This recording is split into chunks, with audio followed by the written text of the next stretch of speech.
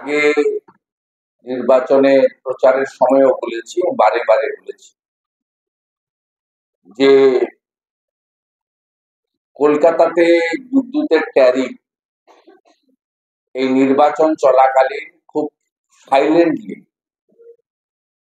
বাড়িয়ে দেওয়া হয়েছে এবং এর অনুমোদন রাজ্য সরকারের যে রেগুলেটরি বডি রয়েছে তাদের অনুমোদন নিয়েই হয়েছে। রাজ্য সরকার মানে তো জানেন একটাই পোস্ট, বাকি সব ল্যান্ড পোস্ট। তা সরাসরি মাননীয় মুখ্যমন্ত্রীর অনুমোদনে এই বিদ্যুতের ট্যারিফ বাড়ানো হয়েছে। এটা গোটা রাজ্যে এফেক্ট হচ্ছে। WBSCDCL সেটা আমরা আরেকদিন আমাদের তথ্য দিয়ে ডাটা দিয়ে আপনাদের সামনে আনবো। WBSCDCL যা করেছে, আমাদের CSC যারা মনোপলি বিজনেস করেন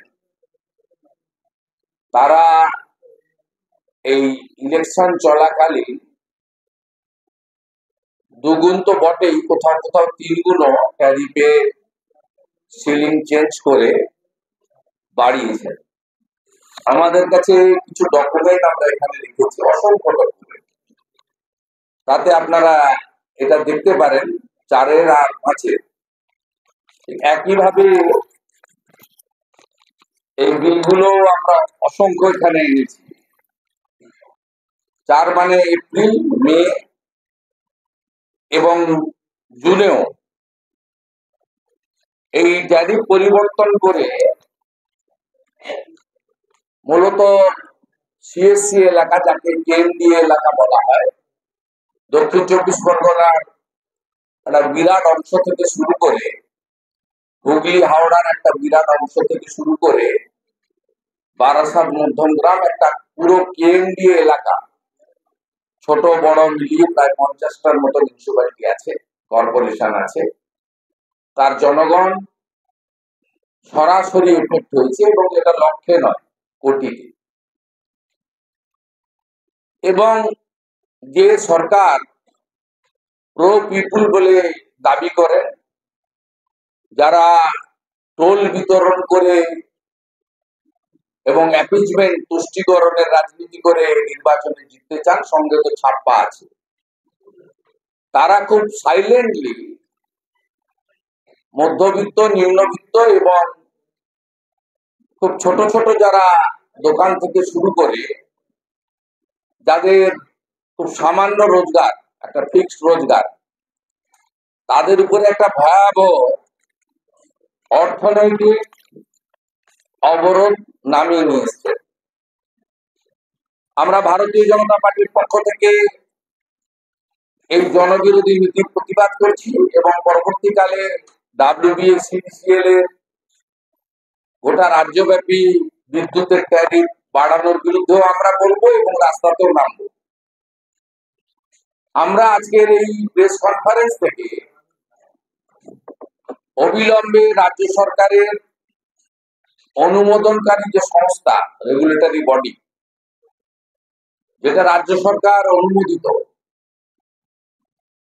এই বাড়তি বিল প্রত্যাহার করার জন্য আমরা সুনির্দিষ্টভাবে দাবি করছি এবং 1 সপ্তাহের মধ্যে এটা করতে হবে। CSC কে বলছি না, কারণ CSC একটা কর্পোরেট বডি, তাদেরকে টাকা তুলতেই হবে, কারণ তারা হলদিয়া এনার্জির নামে তৃণমূল কংগ্রেসের ফান্ডে ইলেকটোরাল বন্ডের মধ্য দিয়ে 400 কোটি টাকা চাঁদা দিয়েছেন।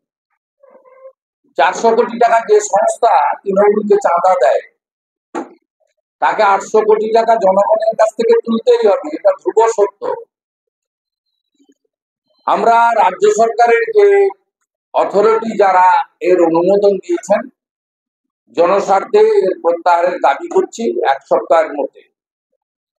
আমাদের 3 কাউন্সিলর তারা আগামী সপ্তাহে সোমবার বা মঙ্গলবার CSC তে গিয়ে একটা জ্ঞাপন, মীনা দেবী পুরোহিত মহোদয়ের নেতৃত্বে এবং আমাদের 2 জন জেলা প্রেসিডেন্ট থাকবে, 5 জন গিয়ে একটা টোকেন দিয়ে আসবে। 1 সপ্তাহ অপেক্ষা করার পরে CSC অফিস অভিযান হবে। এই অভিযান ভারতীয় জনতা পার্টির উত্তর কলকাতা, দক্ষিণ কলকাতা জেলা কমিটি করবে এবং এতে আমরা গ্রাহকদেরও যোগদান করতে বলবো। আমরা পতাকা নিয়ে যাব, আপনারা পারলে পতাকা ছাড়াও যোগ দেবেন। মাস মুভমেন্ট আমরা করব এবং আমি নিজে উপস্থিত থাকবো। পার্টির অন্যান্য নেতাদের, বিধায়ক, সাংসদদেরও উপস্থিত থাকার জন্য আমরা আহ্বান জানাবো। আমরা একইভাবে আমরা বিদ্যুৎ ভবনেও কর্মসূচি দেওয়ার কথা আমরা পার্টির সঙ্গে কথা বলে বা ওখানকার ইউনিটের সঙ্গে কথা বলে জেলার সঙ্গে আমরা সে কর্মসূচিও নিতে চাই এবং এই বিষয়েও সেপারেট আমরা জানাবো। অন্যদিকে আপনারা জানেন যে ব্যাপকভাবে গোটা রাজ্য জুড়ে লোডশেডিং ও শুরু হয়েছে 6 ঘন্টা 8 ঘন্টা ধরে। একটা বিশেষ মানে ভোট ব্যাংক, আমি ধর্ম সম্প্রদায় বলবো না, একটা বিশেষ জনগোষ্ঠী যারা তৃণমূল কংগ্রেসকে এবারে 100-র মধ্যে 98টা ভোট দিয়েছে, তাদের এলাকায় হুকিং অ্যালাউড। তাদের হুকিং কাটতে কেউ যায় না, কিন্তু অন্যান্য এলাকায় বিশেষ করে সেখানে হুকিংও কাটা হচ্ছে, গ্রেপ্তারও হচ্ছে, আবার ফাইনও হচ্ছে, আবার লোডশেডিং হচ্ছে। এই জন্য আমরা আজকে মূলত জনস্বার্থের এই বিষয়টা নিয়ে আপনাদের সামনে আমরা তুলে ধরলাম এবং তথ্য প্রমাণ ডাটা আপনারা যদি চান তাহলে আমাদের মিডিয়া সেল থেকে এর ফটোকপি, আমাদের উত্তর কলকাতা জেলা অফিস থেকে এর ফটোকপি আপনারা সব নিতে পারবেন।